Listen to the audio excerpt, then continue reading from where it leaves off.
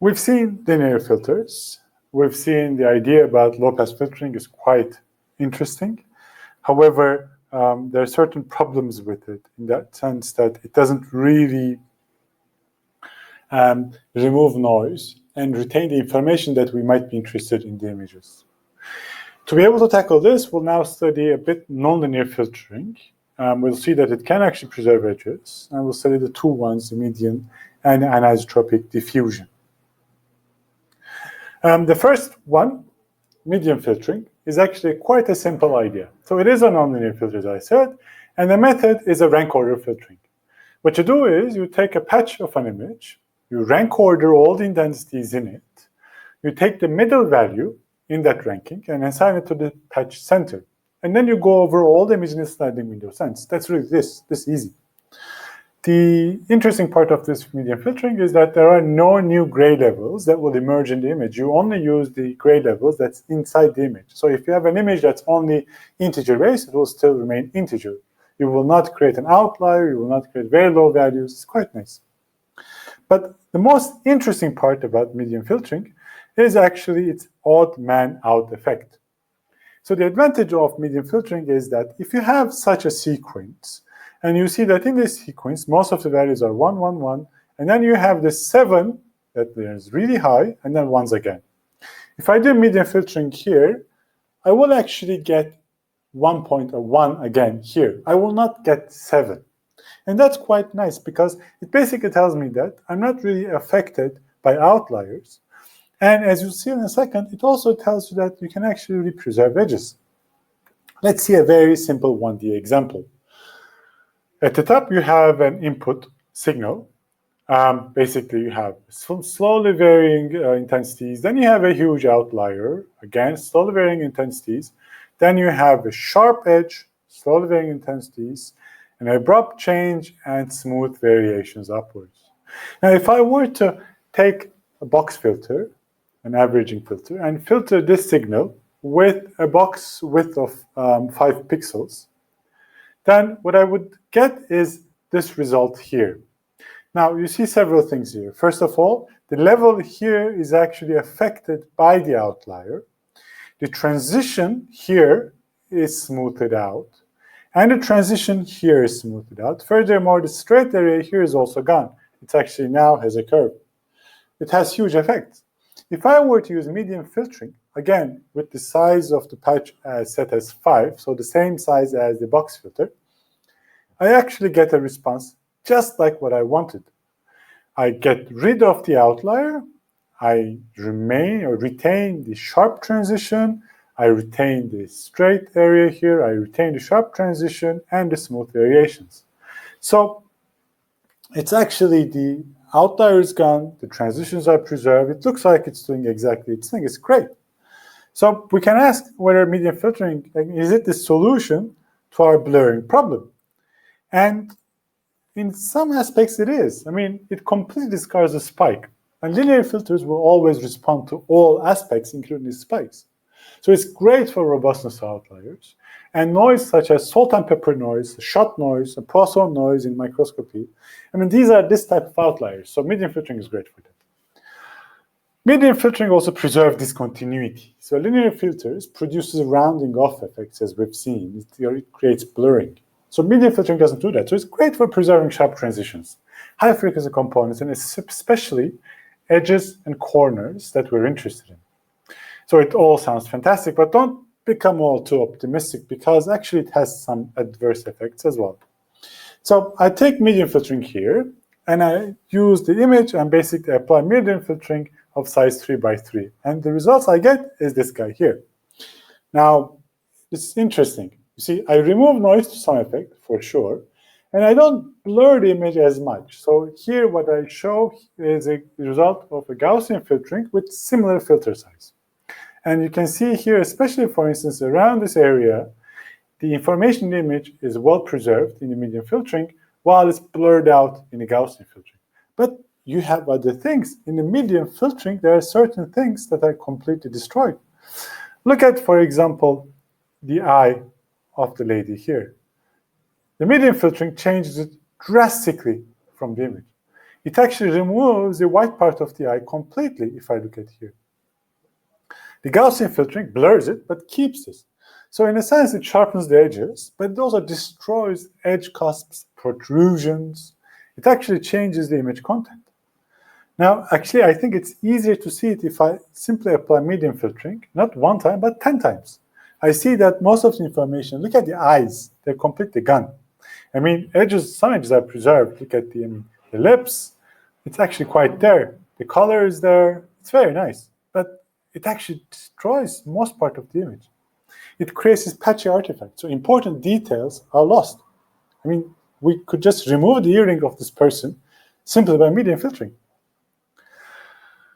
So maybe some questions about the comparisons between medium filtering and Gaussian filtering. And again, these are the type of questions that I will leave it open for you to discuss. So for what type of noise would you clearly prefer medium filtering over Gaussian filtering? And so you can choose one of these or several of these options like Gaussian noise, salt and pepper noise, uniform noise, exponential noise, or Rayleigh noise model. I will leave the discussion to you. Okay, so medium filtering was kind of successful in some aspects and created artifacts in other aspects. Let's look at the other one, the anisotropic diffusion filtering. The principle of anisotropic diffusion filtering is also quite easy. So it is a nonlinear filter, as I said, but it's slightly more complicated to implement. So we know that Gaussian filtering actually can get rid of noise in the homogeneous areas, but blurs out edges and corners. So what if we can create a Gaussian filtering that smooths across homogeneous intensity areas to get rid of noise, but when it hits an edge, it stops smoothing. So there is no smoothing across the edges. How can we actually do this? To see how this can be done, let's revisit the Gaussian filtering, but not in terms of convolution, but in terms of a diffusion equation.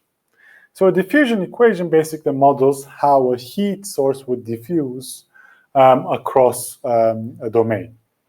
It's governed by the partial differential equation given here. So the temporal change of the signal, f, is governed by a second order spatial differentiation given here.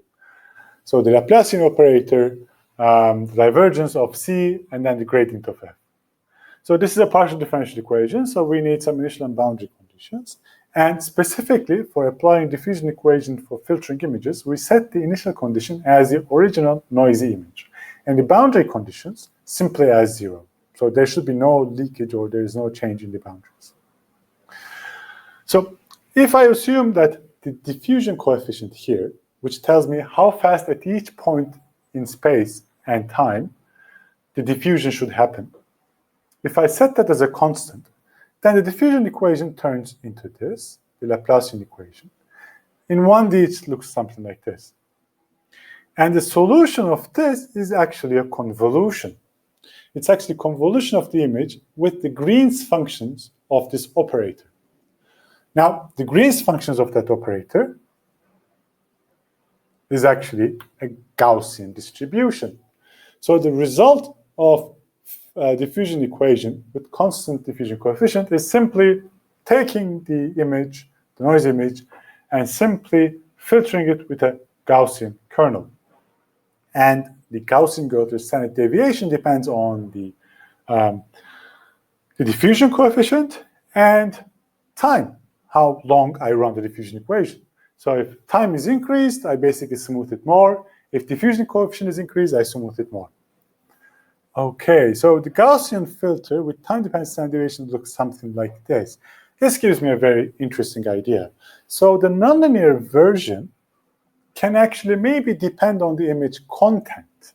So maybe if I have control over this guy here, right, if I actually change the C for different locations in the image, that basically will correspond to maybe convolving the image with different Gaussians depending on the content there. So perhaps I can actually create a diffusion coefficient that relies on the gradient information of the image. More specifically, I can create models such that the diffusion coefficient will decrease with increasing image gradient.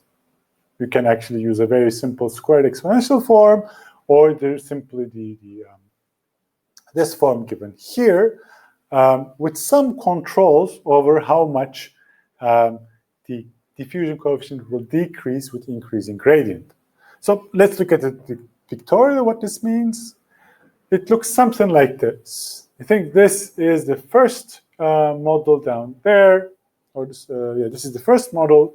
So what we see here is as the gradient is increasing, the coefficient C, the diffusion coefficient, is decreasing. So for homogeneous areas, I will have high diffusion, meaning high standard deviation of a Gaussian. For areas with high gradient, meaning possible edges, I will have actually low diffusion coefficient, meaning small standard deviation, so no smoothing. So that's exactly what I wanted. So let's see what it does in the images. First, I have this noisy image. The ideal image, that is noise-free version, is given here. I can apply the diffusion coefficient 50 times for 50 iterations and get the image here. What I see is actually it removes noise to some extent, and it preserves certain edges. So that's actually quite nice. But the issue is it's really blurred out. Let's go to the extreme. Let's apply it for 1,000 iterations. And I see now it's actually really, really blurred out. There's something interesting. If I actually compare with isotropic diffusion or normal Gaussian, I see that this extreme blurring in these areas doesn't happen. I have to understand this better and basically stop it if I can. Actually, the solution comes from restraining a diffusion equation. So in the unrestrained version, if I take an image like this and if I apply diffusion over and over again for a very long time, the end state sometimes looks like this piecewise homogeneous function. It's quite homogeneous, and that's not really what I wanted. I can actually stop this from happening by simply restraining the anisotropic diffusion. So what that means is, instead of going there, I add the restraining force. So in the first part here, I have the usual diffusion equation. Nothing really changes. But I add a term saying that you should not deviate too much from the original image. So don't go too far away from your initial condition. And if I actually apply this and redo the analysis, I can actually get quite nice images. So here I show you the original noisy image, the result of the binomial filter by 7 by 7 filters, the median filtering, and this is the anisotropic diffusion with restraining force. Notice that the extreme blurring in these areas are gone. I actually retain edges. That's quite nice. The noise is almost gone. There are some parts that are remaining, but hey, that's actually quite good. So the anisotropic diffusion equation, like this, when we explain it through the Gaussian kernel, it's nice, but actually the application of it is not that trivial, because how do I actually choose the Gaussian kernel and then apply it in certain locations? That's not very trivial. Actually, how it's solved is by not convolving, but solving the partial differential equation. So when C, the diffusion coefficient, is not constant, I simply solve the partial differential equation through a numerical discretization. So I discretize the spatial derivatives, I discretize the temporal derivatives, and simply solve the partial differential equation numerically.